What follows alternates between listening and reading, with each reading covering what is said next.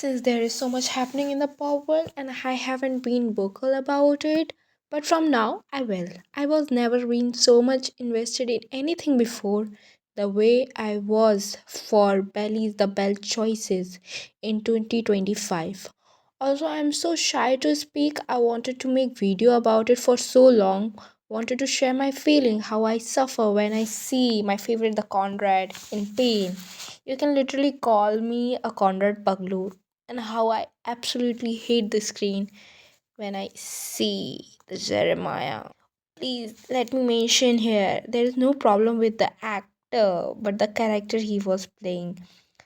But I couldn't because I was so much going through the semester exam. I having some creative blockage, and since my exams are over now and my college is closed because of winter vacation, so I thought let's do it.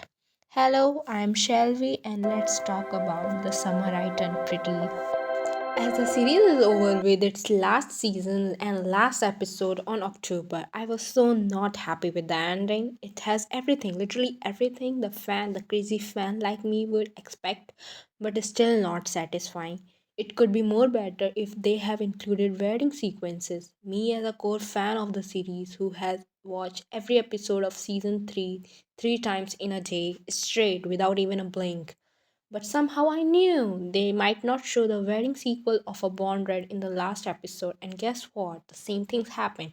After the release of the last episode, the very next week or a day, I can be wrong here, they announced the movie. And I got so much happy after listening this news, and now they are finally going to give a proper ending to this series through movie, and I'm eagerly waiting for it.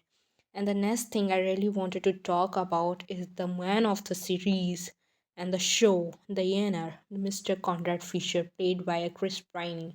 I have to say, this guy is going to be a revolution, waiting for what he is going to bring next into the table.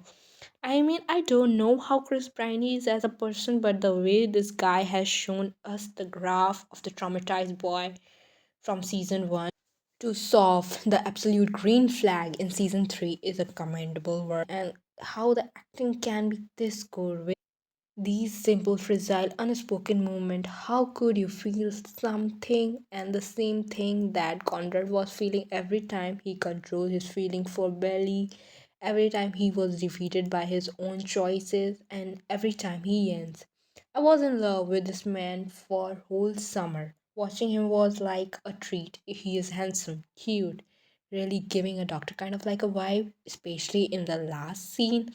I mean, there are so many moments in the series, especially in the last season, where this guy has proved himself why he is the best. Also, I have to give 30% credit to the writing. He was not loud anywhere. He never spoke about himself to Belly about his struggle. He never even tried to prove his love. He never demeaned anybody in the whole series except his father, which is required, I guess. There are so many scenes which are unsaid, unspoken, and you still get it through his eyes. Like my favorite one, the false card moment. Not gonna lie, I see the edits of this moment every single day, and that beach scene, the confession moment during their, I guess, bachelor party. It was not a normal thing for a Conrad, the person who always put other first and himself later, has finally took a stand for himself. Also, I have to say this guy never in the dream or even tried to come between a Jeremiah and a Belly. Only by this point, when he gets to know that Belly is making wrong decision by marrying Jeremiah, who has already cheated him twice.